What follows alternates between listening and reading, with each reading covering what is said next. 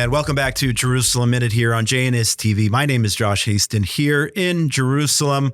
I'm a correspondent here for JNS News, along with Alex Traiman, the CEO of JNS. And it is October the 7th, 2024, 1 year since the brutal Hamas massacre against the people of the state of Israel. Since Israel launched a war, Operation Swords of Iron, in response to what Hamas did on the 7th, with Hezbollah getting involved on the 8th, starting to launch rockets as well. And we're going to talk a lot about October the 7th towards the end of the show. 5 projectiles just now fired by Hamas towards central Israel. It is still going on, Alex. We are at war.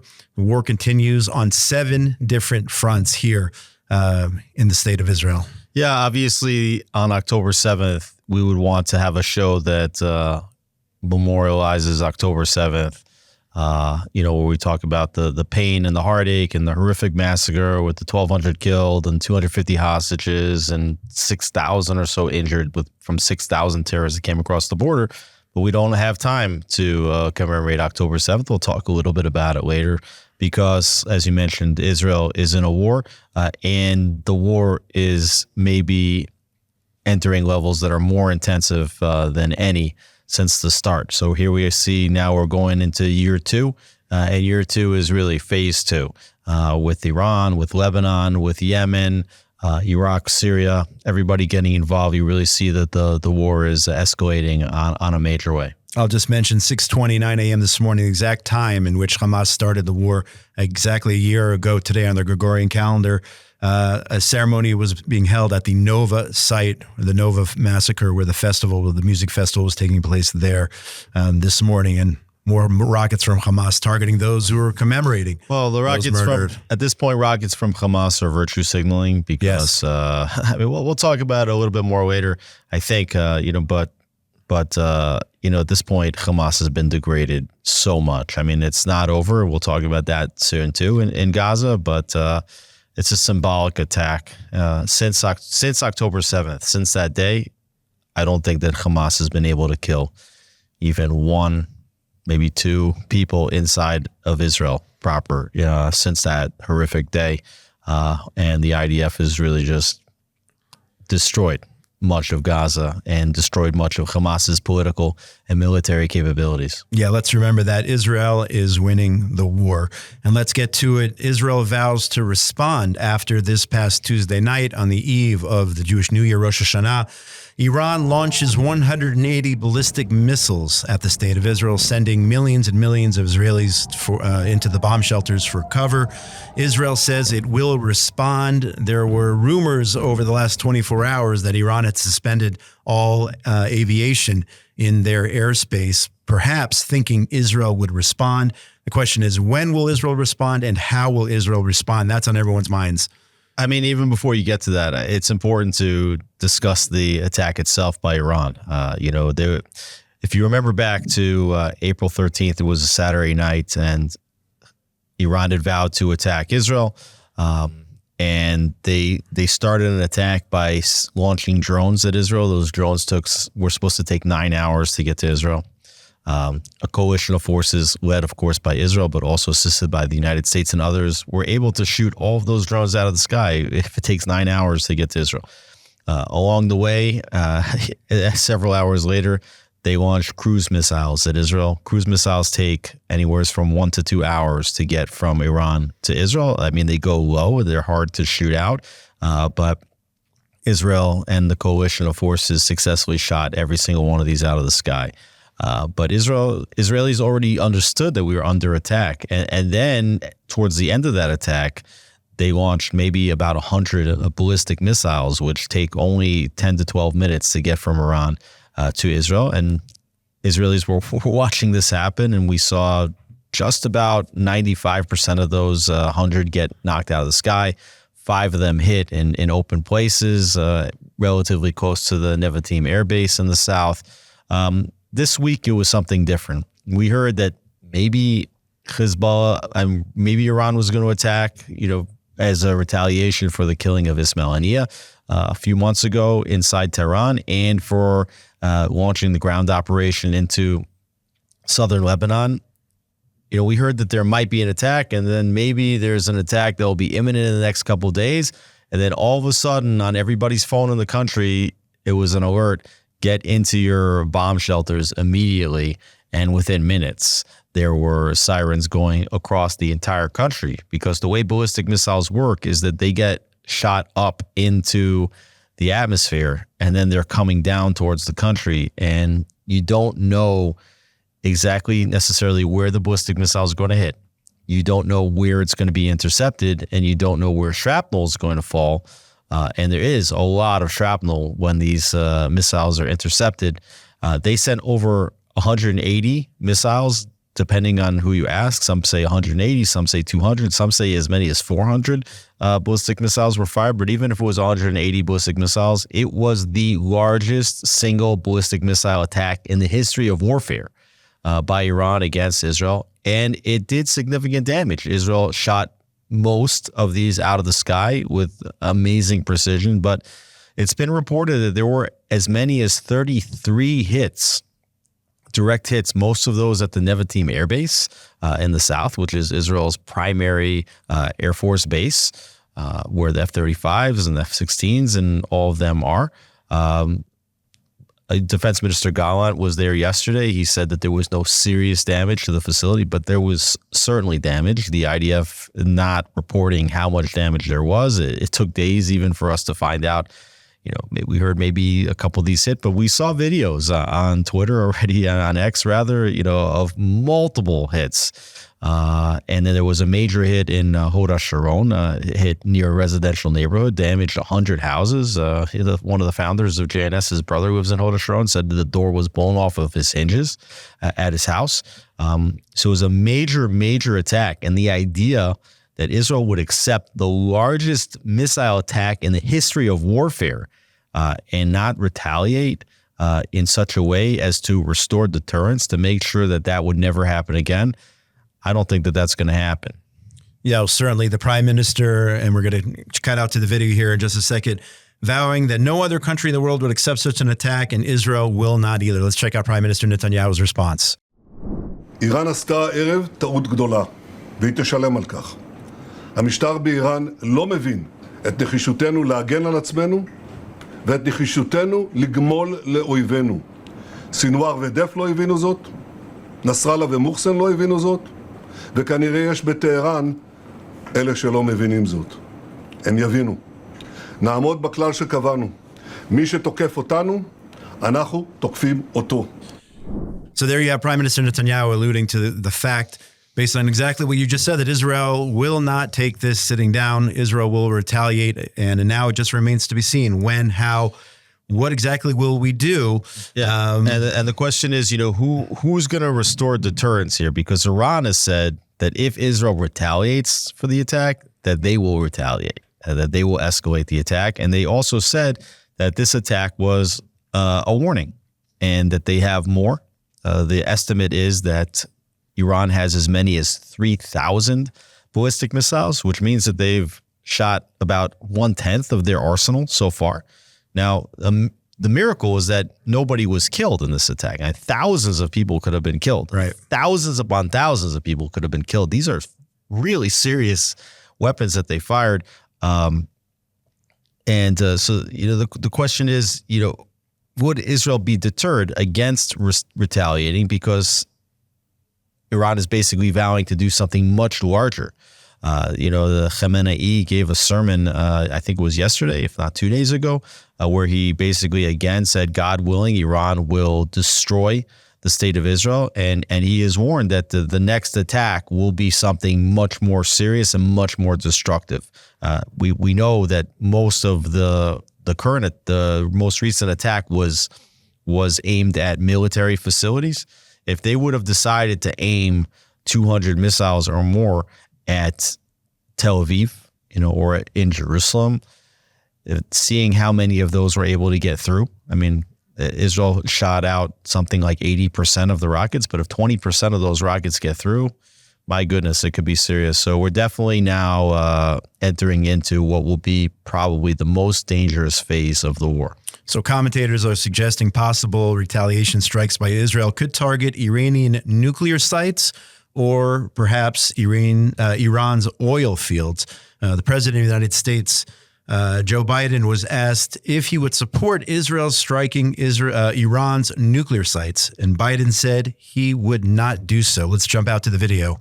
Would you support an attack on Iran's nuclear sites by Israel? The answer is no. I think there's things we'll be discussing with the Israelis what they're going to do, but all 7 of us agree that they have a right to respond, but they should respond in proportion. So the president of the United States says Israel should not attack Israel's nuclear sites, should not attack the Iranian oil fields. He's calling for a proportional response. Yeah. I mean, I don't know what that looks like, a proportional response. So Israel should then launch 200 ballistic missiles at Iran. I guess that would be proportional, no? A proportionate response will make certain that the cycle of violence, of attacks, tit for tat, will continue to go for the long haul. If you're in Prime Minister Benjamin Netanyahu's shoes, if you're leading the IDF right now, when you saw what they've done, you have to make sure that they will never do this again. Now, it could be that in that process, we're going to have to absorb many missiles. It's a likely scenario. I think Israelis have to be prepared for that. But they have to put an end to this once and for all. So the question is, what are they waiting for, right? It's been a few days. How come they didn't launch back immediately? Well, first of all, there was a big testing of the Israeli air defenses. And while the successes are impressive, you see that the system is not impenetrable. So I do think that there is something going on right now where the Israeli Defense Forces and the manufacturers of these missile defense systems are looking at what went right and what went wrong, seeing if any corrections can be made, see if any improvements can be made so that if we have to absorb another barrage of missiles, that we can have a better than 80% intercept rate. And then also discussions with the United States. There were early discussions that the United States saw what Iran did as completely unacceptable and irresponsible, and that they would also be taking measures against Iran. So we don't know what those measures might be.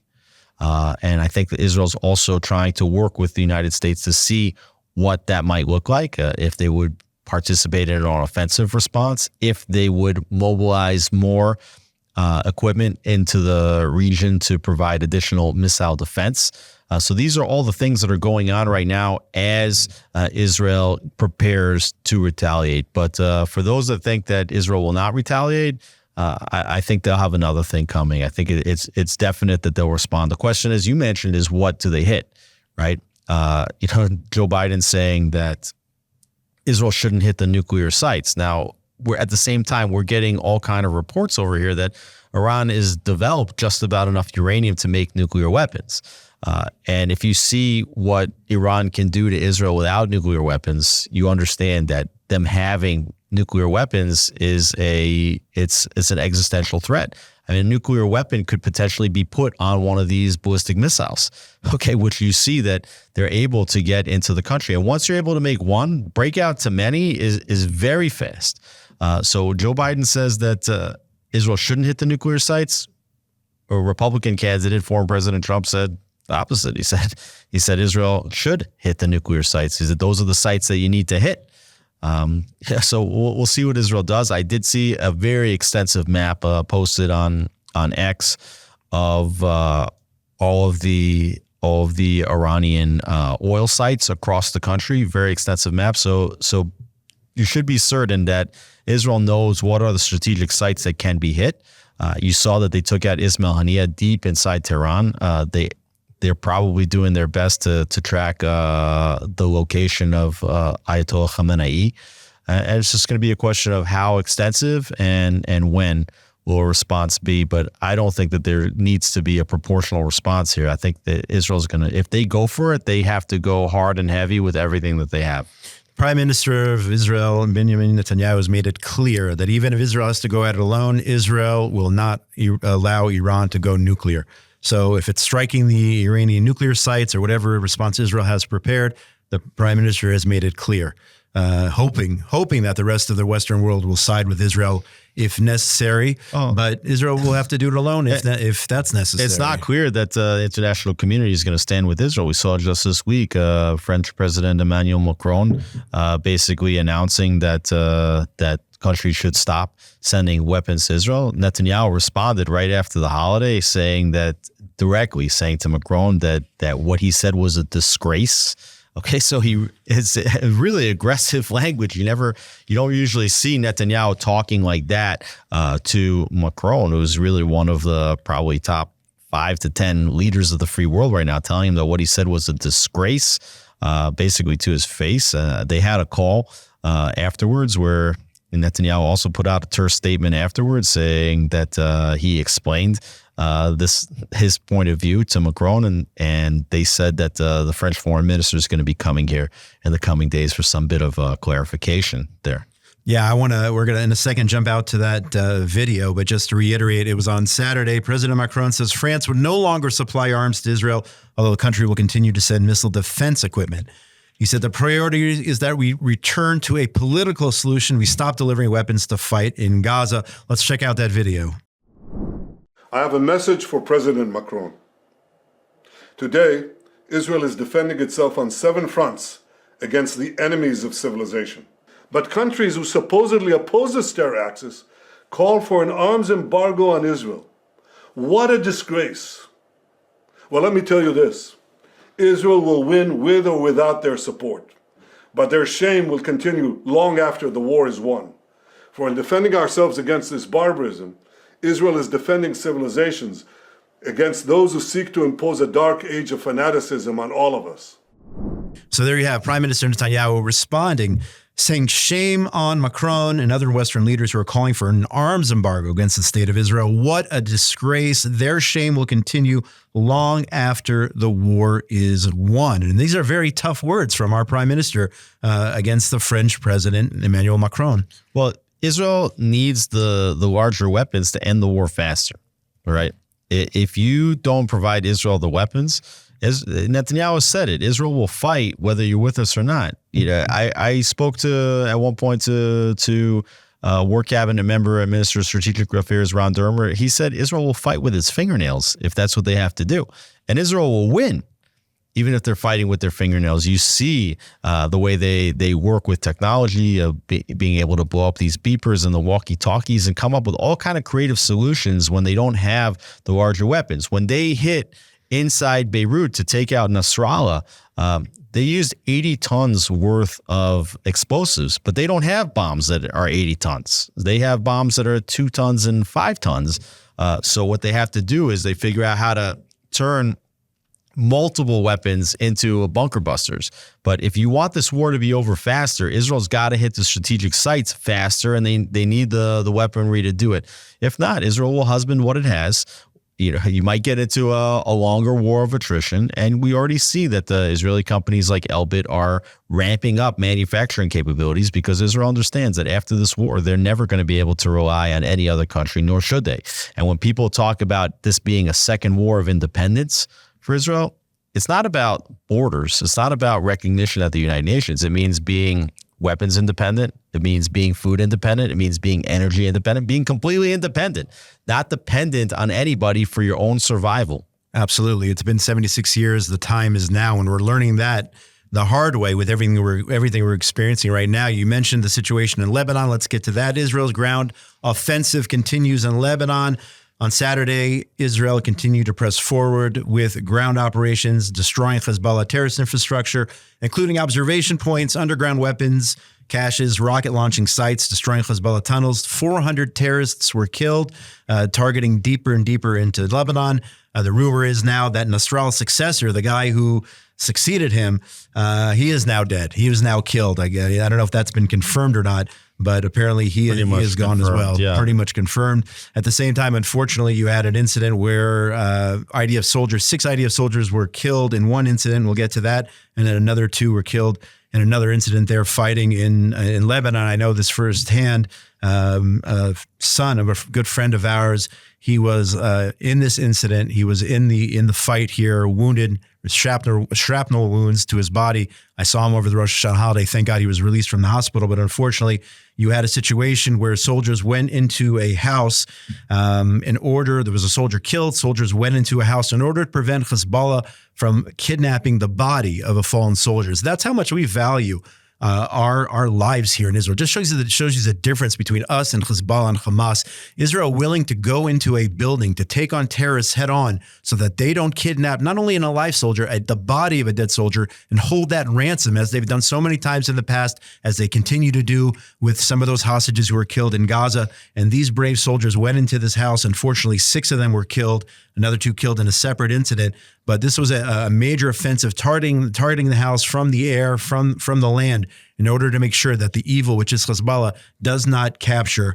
even the body of an IDF soldier. That should tell you something about who we are here. Yeah, and I think that puts to bed the arguments that Netanyahu, the IDF, they don't care about the hostages. You know, what length the IDF would go to make sure that a body was not kept as a hostage. And, it's a reminder that there were other operations in Gaza where the IDF tried to rescue soldiers that didn't go so well. There were operations where hostages were unfortunately killed as a result. There were operations where, unfortunately, IDF soldiers were killed as a result. So the IDF, Netanyahu, they're doing everything that they can to not only get the hostages back, but prevent the hostages. And you see now by the nature of this war, with Iran fighting and what's going on in Lebanon right now, this is much more intensive warfare than Israel was fighting with in Gaza. I mean, not to say that it wasn't super intense in Gaza, but the forces in Hezbollah are larger.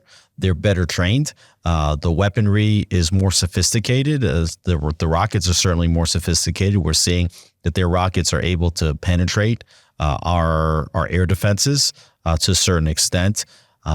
And larger, precision guided. Some of them we haven't even seen yet the bulk of the force of what they have left. At the same time, Israel's been operating very intensively to prevent these from being attacked. I think we talked about it a little bit last week. Hezbollah was preparing an October 7th style attack. Israel has taken many different steps to prevent such a cross-border attack from taking place. And they've also hit at many of the launchers so that Hezbollah cannot fire on Israel the way it was preparing to do so. But to take out this army in southern Lebanon, it's going to take a very determined military effort. And we're already seeing that, unfortunately, there are going to be losses. But I don't think that there's any other way to do it, because any kind of diplomatic solution here is not going to work. And so for those that were arguing when Israel was just fighting against Hamas in Gaza, do whatever you need to do. Stop the fighting, declare a ceasefire, anything to get the hostages back. That would have put Israel in an extremely dangerous situation moving forward. This war, as we said from the beginning, and we talked about it here for months already, that this war in Gaza is not just the next round of the Israeli-Palestinian conflict. This is a regional war. It's a war in which, as you said correctly, it's a 7-front war. We're being attacked by 6 different countries, aside from the terrorism inside our own borders. And it all leads back to Iran. And if we would have stopped this whole war in order to get the hostages back, and that's a valiant effort to do whatever you can to get the hostages back. And I understand why the families of the hostages want Israel to do everything that they can, including stop the war, whatever it takes to get those lives back, to bring them home. But it would have given Iran, it would have given Hezbollah the time to rebuild their arsenal, it would have given Iran the time to cross the nuclear threshold, God forbid, and Israel must finish this war now. They have no choice. This war is on, whether Israel wants it or not. Unfortunately, there's 100 and something, maybe 105 hostages still being held. It's terrible, but it cannot halt the war effort at this point. While the focus, of course, is on the north and the Hezbollah front, there's a renewed IDF operation taking place in northern Gaza in the Jabalia area in order to prevent Hamas from reestablishing itself there. This operation to systematically dismantle terrorist infrastructure in the area will continue as long as required in order to achieve its objectives. This from an IDF spokesperson. So again, focus on the north, but there's still a battle going on in Gaza, even if it's much on a much smaller level than what's going on in the north. This attack in Jabalia it's important. Jabalia is located in the northern Gaza Strip, and what Israel had warned against was that as the IDF started moving down into the south, moving into Rafah, moving toward the Philadelphia corridor, is that terrorists and residents will go back toward the north and try to reestablish themselves and try to reorganize. And the IDF is aware of it. They're following all the movements. The surveillance inside Gaza is as good as it ever was. And now they're back in Jabalia. It's the fourth push that they've made in this city. There are 2 armored battalions as part of the 162nd Division that are now going in there. And they are warning the Gazan residents there to move out once again, to take those same humanitarian corridors that they took in the beginning of the war. And it's believed that there's about 200,000 residents that move back into northern Gaza to go south again into an expanded humanitarian zone that they've created in southern Gaza. But you're seeing that the IDF is going to make certain that northern Gaza does not become once again a reorganized hornet's nest for terror. And I think that you're going to see later, and nobody's talked about it yet, but we'll see in the next phases of the war, just how much control the IDF is going to have over the entirety of the Gaza Strip, and specifically how much control of the landmass in northern Gaza the IDF is going to have. Because if they establish themselves in northern Gaza, that puts them so much closer to cities like Ashkelon and Ashdod and Sderot and other places. So the IDF wants to make certain that northern Gaza in particular is not a place that becomes reorganized. Turning to the home front now, I heard last night security intelligence says that there are currently right now 60 concrete warnings of potential terrorist attacks coming out of Judea and Samaria, perhaps targeting areas in the middle of the country. And unfortunately, we saw yesterday a terrible terrorist attack in the town of Beersheba. A border police officer, a woman, was murdered, at least a dozen others injured in a combined shooting and stabbing attack at the central bus station in Beersheba. That was yesterday.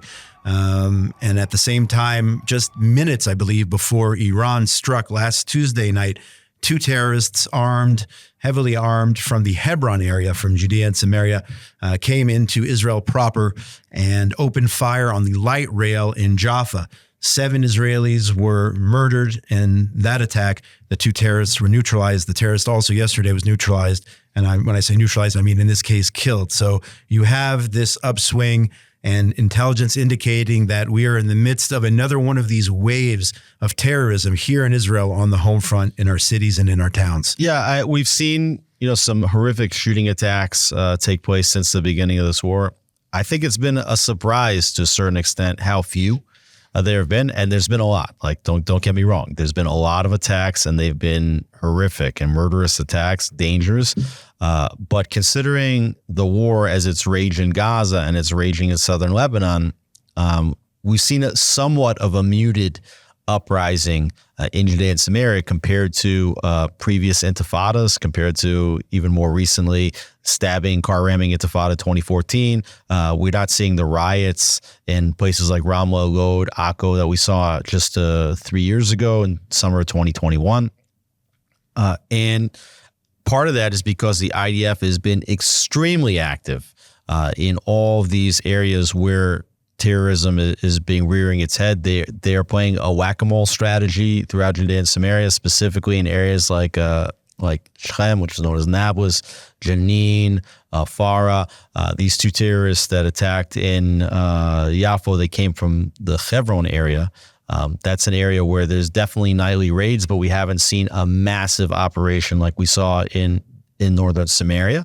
And it's likely that the IDF will be fighting there too. So you see here that the IDF is moving serious brigades, battalions, divisions into southern Lebanon. There's still armored brigades going in Gaza Strip, and there are also brigades doing nightly raids all throughout Judea and Samaria Meanwhile, the IDF, the Air Force rather, is probably getting set to strike in Iran. It's striking in Lebanon. It's striking in Judea and Samaria. It's striking in Gaza. It's hit against Yemen. It's struck in Syria.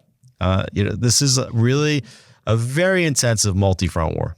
Yeah, the IDF this past week taking out a terrorist cell in Tulkarm, and which was rare about this situation, from what I understand, is they actually used a fighter jet to drop munitions on a specific house where a master terrorist is, including one of those who was responsible for the lynching of 2 IDF soldiers. That was way back in 2000. If you remember, 2 IDF soldiers made a wrong turn, ended up in, I believe it was Ramallah, and they were brutally murdered, lynched, and their bodies were thrown out of the windows as these terrorists held their hands up with the blood of the soldiers on their hands, dripping from their hands. And one of those responsible, I think the person who actually was standing with his hands like this, became a symbol of evil. He was actually killed in one of these strikes in Tulkarm. Hebron, you mentioned, that is a hornet's nest of terrorism, specifically of Hamas. We're nearly out of time. I just want to touch on the economic situation here in Israel very quickly. You actually mentioned yesterday that Moody's downgrades Israel's economic outlook. What can you tell us about that? Well, obviously the war is causing a lot of instability for investors. The war has really killed much of the tourism industry here. Once again, tourism was hurt so badly during COVID. And it was amazing that last year, just in the week before October 7th on the Sukkot festival, Israel was booming right that week. And I remember saying to people, Israel's back. And then all of a sudden the war. Flights have not come into Israel. Maybe the airline companies are boycotting Israel. That's definitely a possibility. Even though in the last week, certainly the airways here, the skies have gotten much more dangerous. But what I would say about the economy is that the Israeli economy, which is getting hit, and this war is so expensive, and we're only going to start to feel the cost of this war after it's over, and the government's already preparing to raise taxes. It's not going to be. It's very expensive. But what I would say about the Israeli economy is that it's on pause.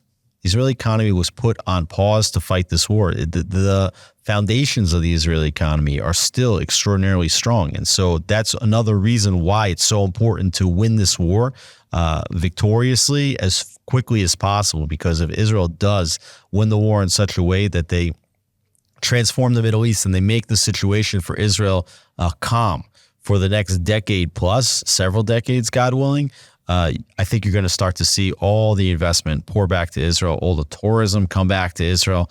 And then, we'll have to see if the agencies like Moody's that are potentially demonstrating some degree of anti-Semitic boycott, divestment, sanctions, sympathies here with the downgrading of their ratings, if they come back, or if they continue to choose to penalize Israel. And that will be one of the major economic questions also, is after the war. We'll have to see what the international community does. But we're seeing here already by what Moody's is doing, by what Macron said this week, the devices that the international community will try to punish Israel with are harming the Israeli economy, preventing weapons from coming in, sanctions, arrest warrants for Netanyahu, Galan, the heads of the IDF and soldiers. These are all the tools that the international community has with which to punish Israel. And again, all these things make it even that much more important, again, for a victory. We're nearly out of time, but I really want to take this time to reflect. It is now October the 7th, 2024, 1 year later, and so much has happened over the course of the year, starting with the massacre of 1,200 Jews, the largest massacre of Jews since the Holocaust, followed by the war on 2 fronts, now the war on 7 fronts.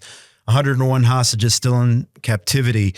We can talk about a commission of inquiry, which will be established one day, the day after the war, after we defeat our enemies. Changes moving forward. So much we can really, as you said to open the show, we can dedicate an entire show to analyzing October 7th and whatnot. But because of the news cycle and because of the fact we're still in it, it's not over yet. It's very hard to do so. But let me just say that we're going to win this war. I'm just going to be very, very positive here and say, despite the fact 101 hostages are still being held in Gaza and all the things we're going through and the sirens, literally, as we're talking right now, I can feel my phone buzzing. They launched over 800 rockets Hezbollah over the Rosh Hashanah holiday. Hamas, as you said, even if it's symbolic, still launching rockets. Almost daily terror attacks and whatnot. Folks, no matter what, the downgrading of our economic situation, economic outlook, the French Prime Minister, the UN General Assembly head, is trying to stick it to Israel, the International Court of Justice, the ICC, all these things happening. At the end of the day, good will win over evil. We will defeat our enemies. It is a black and white issue. It is a good versus evil. It is night and day. And so many useful idiots out there don't understand that. I'm talking about those who were protesting, useful idiots siding with the Iranians, siding with Hezbollah, demonstrating for Hamas, for the evil, what they did to us on October the 7th. I want to keep it real and say that we are going to win this war. Looking back 1 year with all the pain and suffering that each and every one of us in this Jewish state has experienced. And there isn't anybody who doesn't know somebody directly affected by what happened on the 7th. We will win. And I think that's the bottom line. Yeah, I think you're right about the determination here. I think it's important to look back and I know that there'll be a commission of inquiry at some point, and everybody wants to know, what happened? How did this attack happen? And these are questions about Hamas's plans. Did Israel have the plans? Were there warnings about it? What about on the day of? What about the response time once they crossed the border? How was the border able to be penetrated so many times without a response? These are all questions. But the truth is that this war was coming to Israel long before October 7th. Whether it was going to happen on October 7th or some other date later on, whether it was going to be because of a Hamas cross-border attack or Hezbollah launching an attack first or Iran launching an attack first, because there were so many misconceptions. The ideas, for example, that we should just give the Temple Mount back to the Arabs, to the Jordanians after the 1967 war, that we should get out of the Sinai, that we should sign the Oslo Accords where we bring a master terrorist in to lead the Palestinian people and to build a national movement that its major export over the years has been terror. To pull out of the Gaza Strip in 2005, to bring the military and 8,500 citizens out, to give away the natural gas rig to Hezbollah. These are all things that Israel did, which made war almost inevitable. And then you had the military here and the defense establishment, presenting all of these failed conceptions, as mantras, things like good fences make good neighbors, or, why don't we take out Nasrallah or Mahmoud Abbas or take out Hamas in Gaza? Because the devil we know is better than the devil we don't know. Or the mantra that ultimately they care more about their own economic stability than they care about killing Jews. All these mantras prove to be wishful thinking at best, if not just propaganda meant to kick the can down the road. And we kicked the can down the road so hard for so long after making so many mistakes that this attack was going to happen at some point. And now, considering that this is happening and there's no room to kick the can down the road any further, all the mistakes are coming to bear. They attacked us on October 7th. It was a horrific day. It was the worst day in our history. Not only that, even beforehand, we were acting terrible as a people. You had people here talking about civil war, people talking about the military not showing up. If we got into a war, Air Force pilots, reservists saying, we're not going to defend the country anymore. We were acting terrible, and we got hit really hard. But if you think about 6,000 people crossing the border when we were totally flat-footed, we lost 1,200 people. We could have lost 10,000 people that day. They fired thousands upon thousands of rockets from Gaza into Israel. The number of people inside Israel that got killed from Gaza after October 7th, I think it's 0. I might be off by 1, 2, or 3, okay? They haven't done any damage. Their rockets did not do any damage. We've preempted this major attack by Hezbollah, not to say that that they're not attacking us, and they've done a lot of damage in the north. They could have killed thousands of people with their rockets already. If they would have done an October 7th attack on us, thousands of people would have been killed. The other night, when Iran sent 200 ballistic missiles, thousands upon thousands of people could have been killed, okay?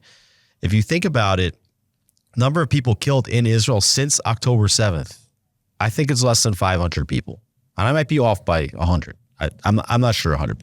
But consider that we've been fired on by 6 countries and we have terrorism inside the country.